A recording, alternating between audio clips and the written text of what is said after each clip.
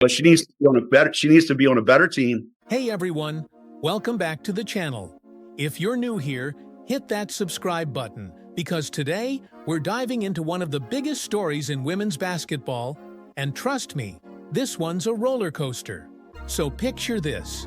You're the most electrifying player your league has seen in years. You're breaking records left and right, selling out arenas, and basically carrying an entire franchise on your back. Sounds like a dream, right? Well, for Caitlin Clark, it turned into a nightmare. And now, she's gone. Packed her bags, heading to Europe, and honestly, I don't blame her one bit. Today, we're breaking down how the WNBA and ESPN completely fumbled the bag with the most talented player they've had in a generation.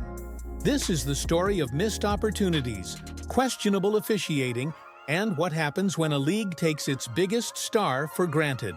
She struggled with physical defense she's faced at the professional level and voiced frustration with the league's officiating, recently telling reporters, quote, "I feel like I'm getting hammered and everybody is physical with me, and opponents get away with things that other people don't get away with." That's what Caitlin Clark... I am upset about. It's like, hey man, your meal ticket is under constant attack. There's been dirty plays all season. Let's get into it. Before we talk about why Caitlin left, we need to understand just how massive her impact was on the WNBA. Kid's on the wrong team. She's got the wrong skill set to handle the physicality of that league. And she's a rookie. Let's start with some numbers, because these are absolutely insane. Before Caitlin Clark joined the Indiana Fever, they were lucky to get 3,000 fans per game. 3,000. That's basically a high school gymnasium. It felt more like a neighborhood pickup game than a professional sporting event. But then Caitlin showed up, and suddenly, 17,000 fans were packing the arena for every single game. That's not a typo. 17,000. Indiana Fever, all right, with Caitlin Clark, led the league in attendance both home and on the road. Fever averaged 17,000. That's a 400% increase in attendance. Not 40%, 400%. And it wasn't just home games. The Indiana Fever led the entire league in attendance, both at home and on the road. When Caitlin Clark was playing, people showed up. Period. Her jersey outsold every player in WNBA history. Caitlin Clark was assaulted yesterday in her very first playoff game in the WNBA. And we're talking about a league with legends like Diana Taurasi and Sue Bird, Hall of Famers. But Caitlin's jersey flew off the shelves faster than any of them. Her game against the New York Liberty drew 1.5 million viewers. To put that in perspective, that's more than some NBA games on TNT. A rookie in the WNBA was outdrawing the NBA. Let that sink in. Caitlin Clark wasn't just a star. She was a phenomenon. A once-in-a-generation talent who turned the WNBA into must-watch television. So naturally, the league protected their golden goose, right? They treated her like the superstar she was, gave her the respect she deserved, and built the franchise around her. Right? Wrong. Here's where things get dark. Instead of protecting their biggest asset, the WNBA let Caitlin Clark become a literal punching bag on the court. Caitlin Clark was assaulted yesterday in her very first playoff game in the WNBA. The physicality she faced wasn't just intense. It was brutal, vicious, borderline criminal at times. Caitlin herself said it best. "I feel like I'm getting hammered, and everybody is physical with me, and opponents get away with things that other people don't get away with." And you know what? She wasn't exaggerating. Well, Clark's saying, "You already hit me in the eye. Can you give me a moment here of space?" Just takes her out. There was the infamous iPad incident, where Caitlin was hit so hard it should have been a wake-up call for everyone in the league. But instead, the WNBA just shrugged it off like it was no big deal. Then there was the eye poke incident, and I'm not talking about an accidental finger in the face. A player literally swiped at the ball, then turned her hand downward and jabbed her fingernails directly into Caitlin's eye. No foul call, no stoppage. The refs just let the game continue like nothing happened.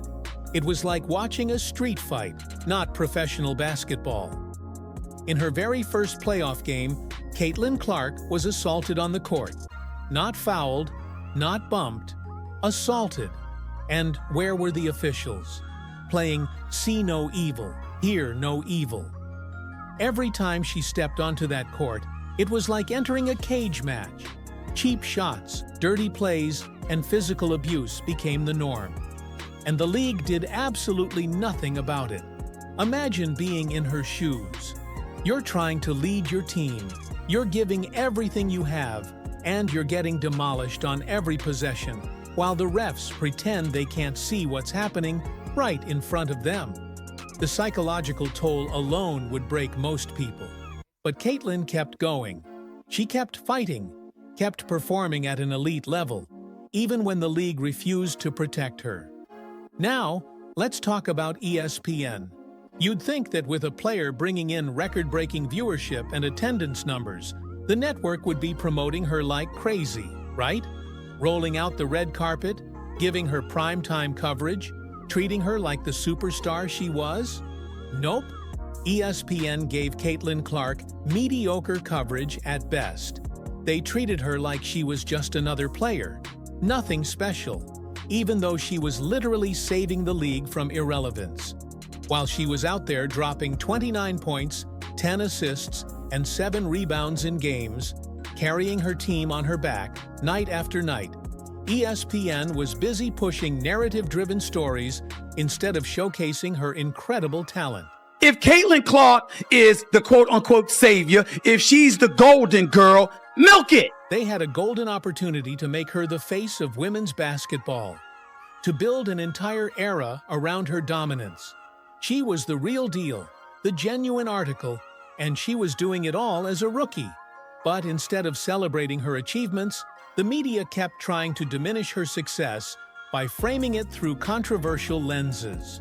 But if you're not delivering the product and you're not making the revenue and you're not, giving people the entertainment that they want, then you're not going to make any money and your league is going to suck. They focused on manufactured drama instead of her record-breaking performances. Caitlin had to constantly defend herself against narratives that had nothing to do with basketball. She insisted repeatedly that her success came from hard work and perseverance. But the fact that she even had to say that shows how badly the media was failing her. And this woman swats at the basketball and somehow decides to turn her hand down and her fingernails and jab them right into the eye of Caitlin Clark. No foul call. No refs stopping the game to go look. Is this a flagrant? None of that. Just everybody moved on. She broke records. She set ankles. She carried an entire franchise. And ESPN treated it like background noise. Now they're rushing to pretend they weren't completely sleeping on her. But it's too late. The golden goose has flown the coop. So what finally made Caitlin say enough is enough? It was the combination of everything. The constant physical abuse, the lack of protection from officials, the mediocre media coverage despite her historic impact, the fact that her teammates couldn't keep up, making mistake after mistake while she was out there giving everything she had. In her last few games, you could see it.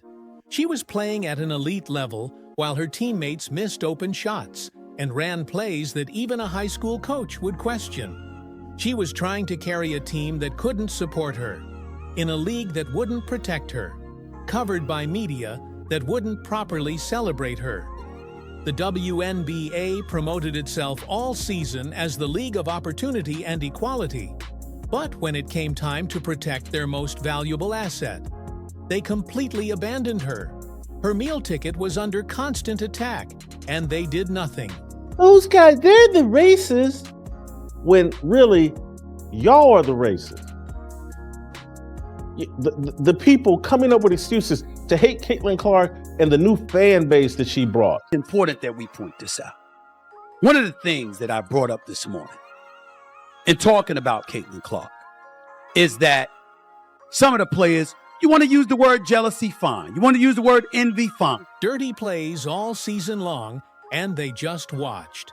Eventually, even the strongest person reaches their breaking point. And Caitlin Clark realized something important.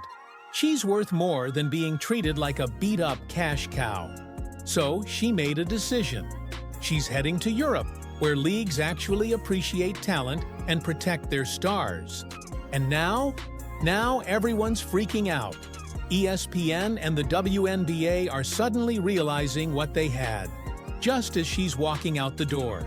They're scrambling, trying to figure out how they managed to mess up the most straightforward win in sports broadcasting history. The empty seats are coming. The jersey sales will plummet. The ratings will tank. And all those talking heads who couldn't be bothered to give her proper coverage when she was here. They'll be wondering where all their viewers went. The irony is almost funny. They had a generational talent, someone who was single-handedly making their league relevant, and they let her slip through their fingers. This isn't just a loss, it's a tragedy. Players like Caitlin Clark don't come along very often. Once in a generation, maybe. And when they do show up, you're supposed to treat them like royalty. You build the entire league around them. You protect them. You celebrate them. The WNBA had that chance and blew it spectacularly. So, where does this leave us? Caitlin Clark is heading to Europe, where she'll be appreciated for the superstar she is. She'll play in leagues that actually protect their players and celebrate their talent. As for the WNBA and ESPN, they're left holding nothing but regrets and lost opportunities. They'll try to hype up other players who can't match what Clark did in a single season. They'll watch their ratings drop and their attendance numbers sink back to pre-Caitlin levels. And maybe, just maybe, this will be the wake-up call they desperately need. But honestly, it's too little, too late. Caitlin, if you're watching this, good luck in Europe. Go show them what we all already know. You're one of the best to ever play the game. And to everyone else, let me know in the comments. Do you think the WNBA messed up? Could they have done more to protect Caitlin? Hit that like button if you enjoyed this video and subscribe for more sports breakdowns. I'll see you in the next one.